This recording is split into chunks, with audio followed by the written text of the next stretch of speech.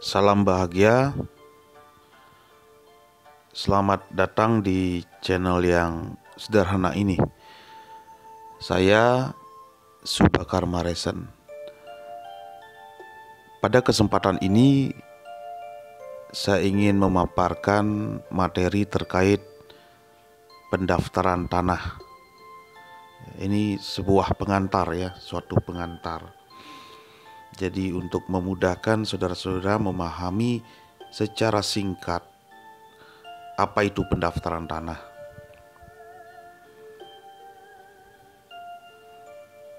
Dari definisi, Budi Harsono memberikan pengertian pendaftaran tanah adalah merupakan suatu rangkaian kegiatan yang dilakukan secara teratur terus-menerus untuk mengumpulkan, menghimpun, dan menyajikan mengenai semua tanah atau tanah-tanah tertentu yang ada di suatu wilayah.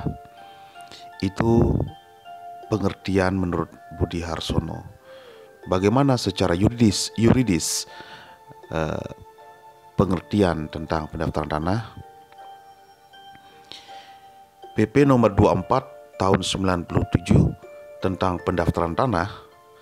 Ini saudara-saudara bisa lihat nanti pada PP 24 tahun 97 pada pasal 1 angka 1. Pendaftaran tanah merupakan rangkaian kegiatan yang dilakukan oleh pemerintah secara terus-menerus, berkesinambungan dan teratur, meliputi pengumpulan, pengolahan, pembukuan dan penyajian serta pemeliharaan data fisik dan data yuridis dalam bentuk peta dan daftar mengenai bidang tanah dan satuan-satuan rumah susun, termasuk pemberian surat tanda bukti haknya bagi tanah yang sudah ada hak milik atas satuan rumah susun serta hak-hak yang membebaninya.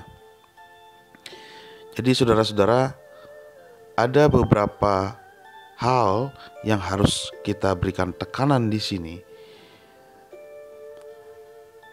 Pada pendefinisian tersebut ada suatu rangkaian kegiatan. Jadi kata-kata suatu rangkaian kegiatan menunjuk kepada adanya berbagai kegiatan dalam penyelenggaraan pendaftaran tanah yang berkaitan satu dengan yang lain, berurutan menjadi satu kesatuan rangkaian yang bermuara pada tersedianya data yang diperlukan dalam rangka memberikan jaminan kepastian hukum di bidang pertanahan bagi rakyat. Saudara-saudara, suatu rangkaian kegiatan ini bagaimana menggambarkan suatu prosedur, ya, prosedur yang harus diikuti, yang harus terselenggara. Karena dengan telah dilaluinya prosedur-prosedur menghindarkan kita dari cacat prosedural terkait dengan rangkaian kegiatan penyelenggaraan pendaftaran tanah. Terus-menerus, kata terus-menerus menunjuk kepada pelaksanaan kegiatan yang sekali dimulai tidak akan ada akhirnya, terus-menerus. Data yang sudah terkumpul dan tersedia harus selalu dipelihara, dalam arti disesuaikan dengan perubahan-perubahan yang terjadi kemudian, hingga tetap sesuai dengan keadaan yang terakhir. Saudara-saudara, kata terus-menerus ini menggambarkan bagaimana dinamika yang terjadi di masyarakat. Terus-menerus ini menggambarkan bahwa data fisik maupun data yuridis bidang-bidang tanah dapat terus berganti. Maksudnya adalah kemungkinan akan terjadi perbuatan hukum atau tindakan-tindakan hukum bagi siapa saja yang memiliki hak atas tanah tersebut. Tanah tersebut sangat mungkin dilakukan hubungan hukum, misalnya jual beli, ada peralihan, kemudian ada peristiwa hukum, ada pewarisan dan lain sebagainya. Oleh karena itu, kegiatan ini akan dilakukan terus-menerus untuk mendata, sehingga setiap perubahan-perubahan terjadi akan ada data final di akhir, begitu. Kata teratur menunjukkan bahwa semua kegiatan harus berlandaskan peraturan perundang-undangan yang sesuai, karena hasilnya akan merupakan data bukti menurut hukum. Nah, hal inilah yang menjadi satu hal yang penting, saudara-saudara. Selain persoalan bersifat prosedural, bahwa dalam proses pelaksanaan kegiatan pendaftaran tanah harus mendasarkan pada aturan hukum yang ada, sehingga akan sangat diminimalisir, bahkan dihilangkan sama sekali jika terdapat cacat-cacat administrasi di dalam proses pendaftaran tanah.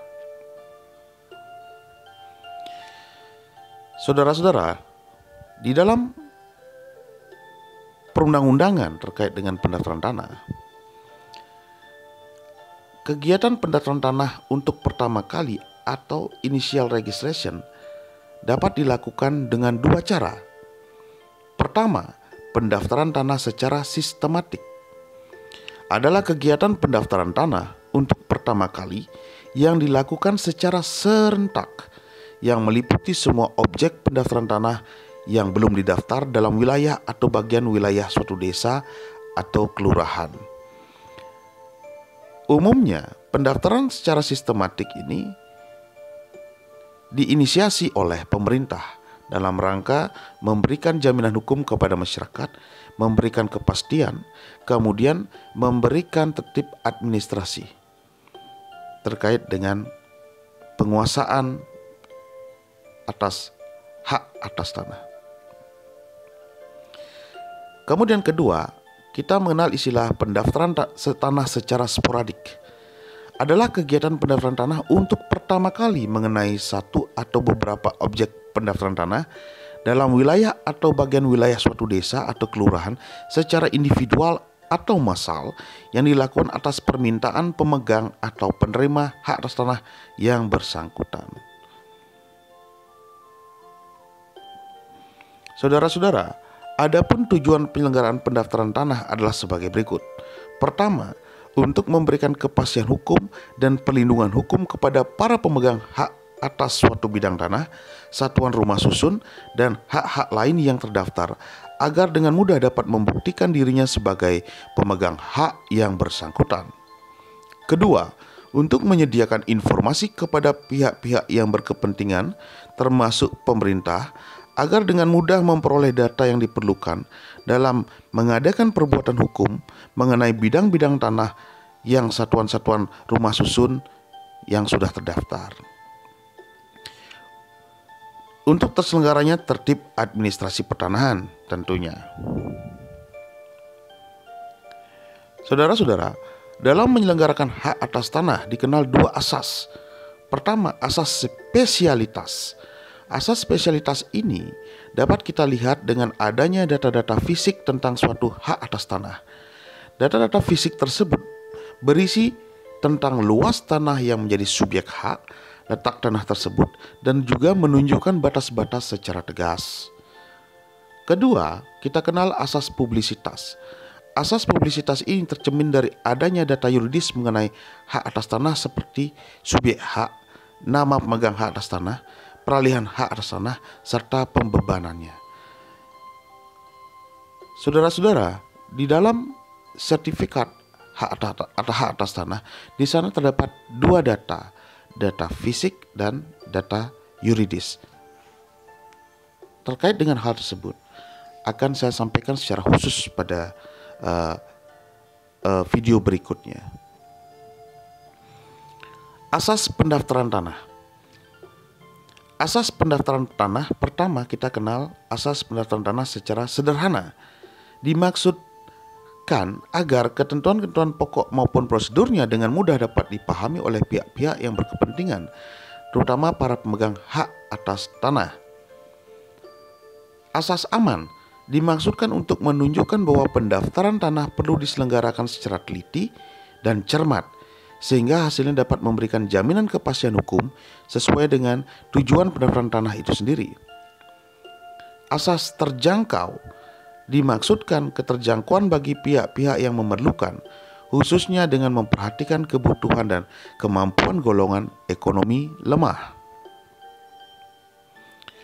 Mutakhir dimaksudkan kelengkapan yang memadai dalam pelaksanaannya dan kesinambungan dalam pemeliharaan data. Asas terbuka artinya melalui penyelenggaraan pendaftaran tanah bagi masyarakat maupun pemerintah yang ingin memperoleh keterangan data fisik dan data yuridis akan dapat memperoleh data yang benar setiap saat di kantor pertanahan. Saudara-saudara, perlu diperhatikan terkait dengan asas-asas pendaftaran tanah ini. Asas-asas pendaftaran tanah ini memberikan guidance bagaimana harapannya Badan Pertanahan Nasional ini memberikan pelayanan-pelayanan kepada masyarakat, sehingga tujuan-tujuan dari pendaftaran tanah tersebut dapat terselenggara dengan baik. Saudara-saudara, terima kasih atas perhatiannya. Pemaparan sederhana ini nanti akan diikuti dengan video-video selanjutnya.